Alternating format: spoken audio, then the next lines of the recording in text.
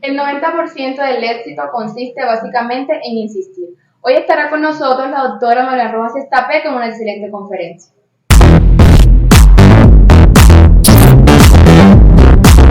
Seguro que recuerdas a Jack Nicholson en la película Mejor Imposible. Interpretaba a Melvin, un escritor malhumorado, muy desagradable, que no podía pisar las rayas de las baldosas cuando salía a la calle, que siempre comía en el mismo restaurante, en la misma mesa, a la misma hora y, por supuesto, utilizaba sus cubiertos. Ese personaje padecía un trastorno obsesivo-compulsivo, conocido como TOC, y quien haya visto esa peli la recordará casi seguro con una sonrisa. Bueno, pues hoy quería sentarme en el diván de Marian Rojas y hablar de esta cuestión, del TOC, del trastorno obsesivo-compulsivo, que la verdad no tiene nada de gracia. Este pensamiento obsesivo, muchas veces ignorado, lo padecen más de 600.000 personas en nuestro país. Saludo ya a la psiquiatra Marian Rojas, autora de Encuentra tu persona vitamina o Cómo hacer que te pasen cosas buenas. Marian, muy buenos días. Buenos días, Diego. Pues sí, sacas hoy Sábado Santo un tema que estoy convencido que interesa a nuestros oyentes, bien porque siempre les ha curioseado o porque lo han pasado o porque tienen a alguien cercano a ellos que ha podido tener síntomas de este trastorno o el propio trastorno en su vida. Es una enfermedad, la verdad, que hace poca gracia, no tiene nada que ver con esa película que vimos. No sé si a ti te sacó una sonrisa ese personaje de Melvin en la película de Mejor Imposible, o tú que conoces de cerca lo que es capaz de hacer ese trastorno, decías, pues poca broma con esto, ¿no? Poca broma con esto. Bueno, a ver, a mí me pasan dos cosas con el TOC. La primera es que lo ves en consulta y es un trastorno que genera muchísimo dolor, muchísima frustración, muchísima incapacidad para hacer las labores habituales y el día a día. Pero por otro lado es cierto que si tú ves una película o, por ejemplo, la obra de teatro Toc Toc, que yo la vi muchas veces y mandé muchísimos pacientes con TOC o con trastornos obsesivos más ligeros a verlo, pues cuando ves algo esto, pues te tienes que sonreír porque hay un punto cómico, pero por tener un punto cómico no significa que el que lo sufre no lo pase muy mal, ¿no? Yo creo que hay dos temas. Uno es cómo uno lo vive desde fuera y cercano, o como uno lo vive desde dentro. Y hay una gran diferencia, yo creo, y en este tema, Diego, ser siempre muy delicado, ¿no? Porque hay muchas cosas de la psiquiatría que a veces pueden generar un poco de gracia desde fuera, ¿no? Algunos comportamientos y cosas que uno ve, pero claro, a mí me pasa que yo psicologizo mucho las cosas que veo. Yo veo la tele, las noticias, las películas, y yo estoy dando diagnósticos mentales a los que le está pasando, entonces soy consciente del sufrimiento que eso puede conllevar. Hay que reconocer que se habla del TOC sin conocerlo y a la ligera y en cierto modo de broma cuando estamos ante una persona pues que está muy obsesionada, por ejemplo, con ordenar todo. Efectivamente, yo creo que lo primero de todo es saber qué es el TOC, ¿no? El trastorno obsesivo compulsivo se caracteriza por tener un patrón de pensamientos y miedos no deseados, esto es clave, que son las obsesiones y provocan comportamientos repetitivos. Y estos son las compulsiones. Entonces hay tres cosas. Yo matizaría. Primero hay la personalidad obsesiva, luego el trastorno obsesivo compulsivo y luego las manías, ¿no? Entonces mucha gente confunde todo esto. El trastorno obsesivo compulsivo es un trastorno de ansiedad. Es decir, hay un estado de ansiedad generalizado que se crea que puede acabar en una depresión. La personalidad obsesiva es unos rasgos de forma de ser que tienden a ser perfeccionistas, darle vueltas a las cosas, rígidos, que ahora entraremos en ello. Y las manías son rituales que tenemos todos tenemos manías, pero la diferencia con el trastorno obsesivo compulsivo es que esas manías no nos incapacitan, nos generan pues mucha paz realizar nuestro ritual de manías, que puede ser cómo te desmaquillas, cómo cierras la puerta, cómo ordenas tus cosas, cómo tienes tu mesa del despacho, pero si no la tienes exactamente como te gusta, no sufres. La persona que tiene un trastorno obsesivo compulsivo, que está ordenando su casa y de repente tiene que salir por cualquier cosa, si no la ha dejado ordenada, o no sale de casa o se va sufriendo. La persona que tiene una manía sale de casa poco incómoda, pero a los 2 minutos se le ha pasado. Por lo tanto, es bueno que tengamos la diferencia. Y el trastorno obsesivo compulsivo tiene compulsiones. El trastorno obsesivo Esto es cuando te lleva, por ejemplo, a dar a un botón 3 veces seguidas. Si no le das 3 veces seguidas, algo va a pasar. Efectivamente, esto es clave.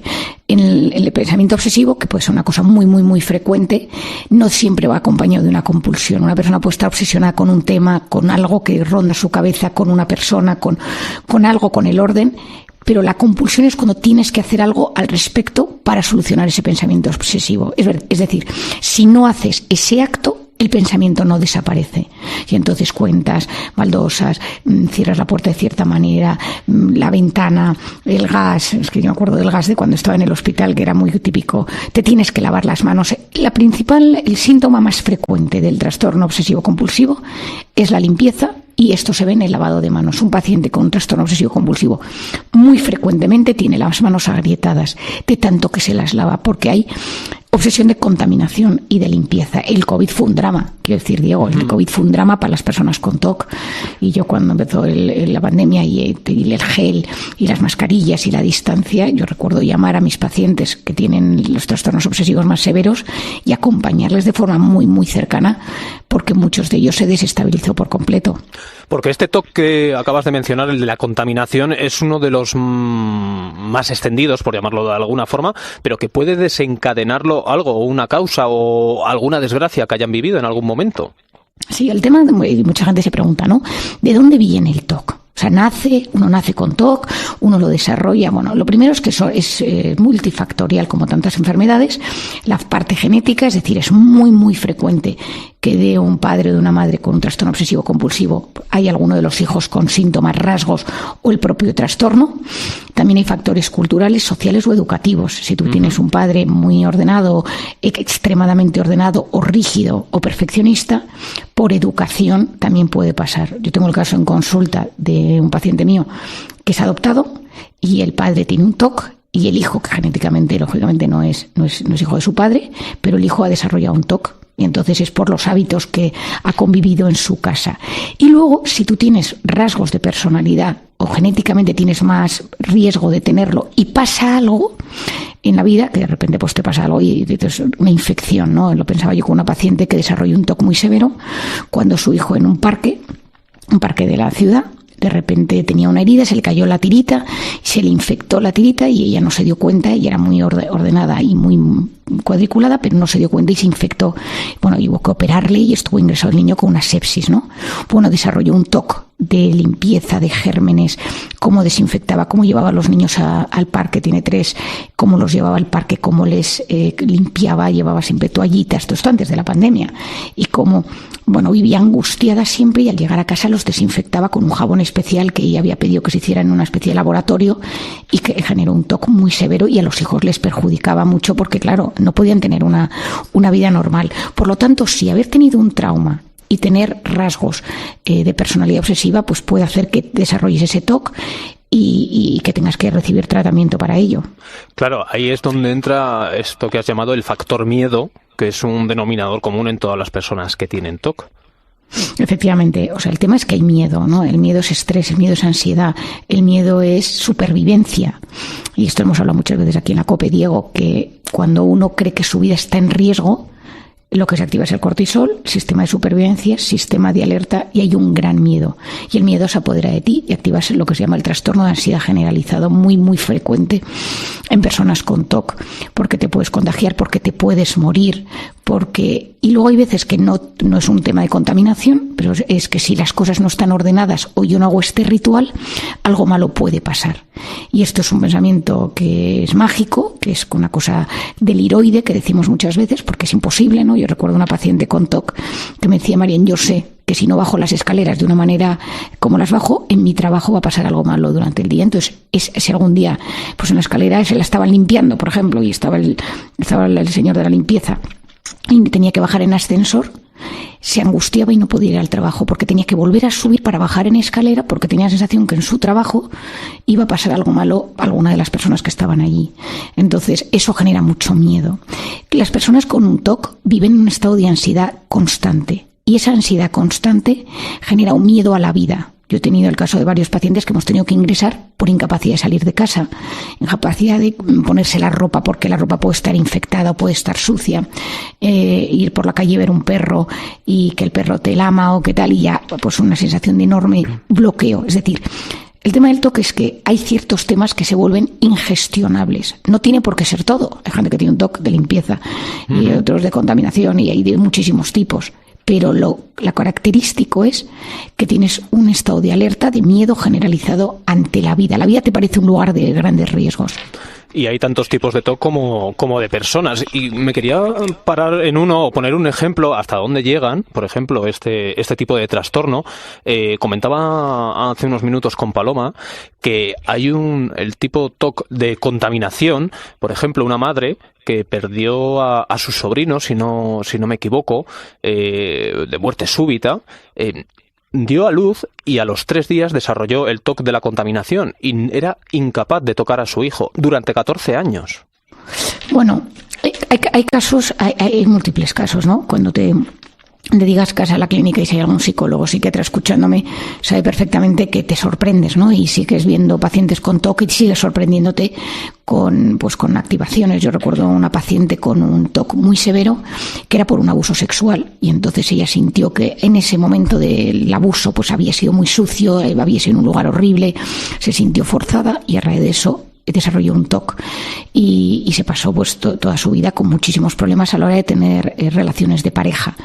Hasta cuando yo la vi en mi consulta, pues ella venía por un problema de pareja, pero porque tenía siempre problemas con sus parejas, pero tenía un TOC escondido que no sé, que ya no lo disimulaba. Y es que tenía un origen y había un trauma. Entonces, efectivamente, muchas veces cuando vemos a las pacientes o a los pacientes que acuden con estos síntomas, no tener miedo a hacer una buena historia, ¿no? Y a enterarnos si hubo origen, si es un tema más genético, familiar o hubo un origen, cómo se ha ido desarrollando y luego que el TOC puede cambiar, que hay veces que es de hipocondría, hay veces que es de compulsiones y más, de limpieza, de orden, o sea, como hay muchos tipos, es muy interesante poder hacer una buena historia para ayudar a estas personas. Indagar en la historia, en el pasado de esa persona, porque puede haber ese desencadenante, ¿no?, que provoque el TOC. ¿Cuáles son, por ejemplo, me estoy poniendo en el papel de esta madre que no podía tocar a su hijo durante 14 años por miedo a contaminarle? ¿Qué se les pasa por la cabeza, aparte de esa ansiedad, para no poder llegar a tocar a tu propio hijo? Tú ten en cuenta, Diego, que el sufrimiento tiene que ser brutal. Bueno, es que tú ten en cuenta que una de las emociones más potentes que tienen la capacidad, los sentimientos más potentes que tienen la capacidad de activarnos o desactivarnos en esta vida es la supervivencia. Es decir, cuando la supervivencia está en juego, todo nuestro cerebro activa mecanismos muy, muy, muy poderosos y a veces irracionales. Pero hay algo todavía más fuerte que nuestra supervivencia, que es la supervivencia de nuestros hijos. Es decir, lo que más nos mueve en esta vida a luchar, a salir corriendo, a defendernos, es sentir que estamos en riesgo. En riesgo puede ser que me amenazan, que me insultan, que me critican, que me persigue un león, que me atracan por la calle, que me dejan solo. Es decir, el sentimiento de supervivencia es inmenso. Y tiene muchísimas facetas. Pero hay algo todavía más poderoso, que es sentir que algo mío o algo del entorno puede dañar a mis hijos. Y uno por los hijos es capaz de hacer las cosas más irracionales que existen en el mundo. Es decir, con tal de salvaguardar su supervivencia, su dignidad, su cariño, que pues uno a veces hace cosas que dice, bueno, parece mentira y esto lo vemos muchas veces en consulta y cuando tratamos terapias familiares. Ves historias que dicen los padres, lo hice por mi hijo, ¿no? Y tú dices, pero vamos a ver, pero si es completamente irracional, da igual, porque puede mucho más la necesidad de que ese niño esté vivo con mis criterios en ese momento, que están en unos criterios dañados o heridos o en pleno trastorno, pero es más importante su supervivencia. Has hablado, Marian, de la investigación en el pasado de esa persona con TOC para encontrar ese desencadenante o si no también está la posibilidad de ser un rasgo genético. ¿En qué consiste la terapia para superar el TOC? Bueno, la no buena sé noticia, si se puede superar, de hecho. Sí. Esto es clave. O sea, quiero decir, a mí me parece que un mensaje que encima mis oyentes de COPE es que el TOC se puede en muchos casos curar y en otros aliviar en un porcentaje altísimo. No significa que sea una terapia fácil, pero mi experiencia, y de hecho estoy segura que hay una paciente mía a la que tengo mucho cariño que me está escuchando, que se ha curado. O sea, quiero decir que yo siempre pensaba que se aprendía a convivir con ello de la mejor forma posible, pero hay pacientes que casi se curan al 100%. O al menos lo tienen desactivado con esa intensidad con la que vivían de forma tan miedosa, ¿no? Lo primero es lo que a mí me gusta llamar es ese comprender, es aliviar, la psicoeducación. Tú vienes un paciente con esto y le explicas lo que está pasando.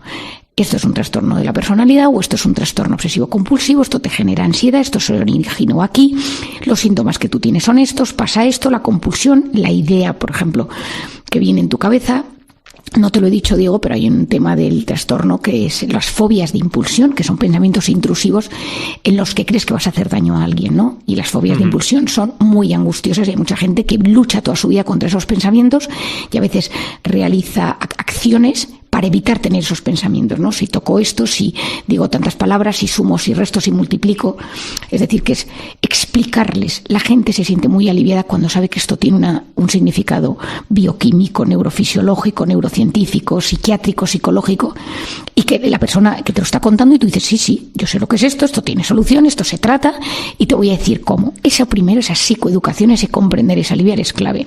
Lo segundo es mezclar psicoterapia con farmacoterapia. Es decir, no solo las pastillas, sino también la psicoterapia. ¿En qué consiste esto? Bueno, lo primero de todo es saber que la psicoterapia es explicarle al paciente que vamos a cambiar su voz interior, vamos a ayudarle a dominar esos pensamientos. Eso va en acorde con la medicación. Hay varios tipos de pastillas que funcionan, se pueden combinar, los psiquiatras las conocemos bastante bien. De hecho, uno de los antidepresivos antiguos, que empezó en 1970, ya trabajaba para el TOC, lo que pasa es que tiene muchos efectos secundarios, anafranil y todas esas pastillas, y ahora hay algunos inhibidores de la recaptación de serotonina que también en dosis adecuadas ayudan a frenar los pensamientos. En el TOC hay 3 cosas que, en mi opinión, a nivel farmacológico. La primera es cómo entra el pensamiento, la segunda es la angustia que produce y la tercera es la compulsión. Entonces, a veces combinamos los fármacos para las 3 facetas, a veces solo con un fármaco ya los síntomas disminuyen muchísimo. Y la segunda es acompañar con psicoterapia, es decir, ayudar a que ese paciente vaya teniendo una exposición gradual a eso que le angustia.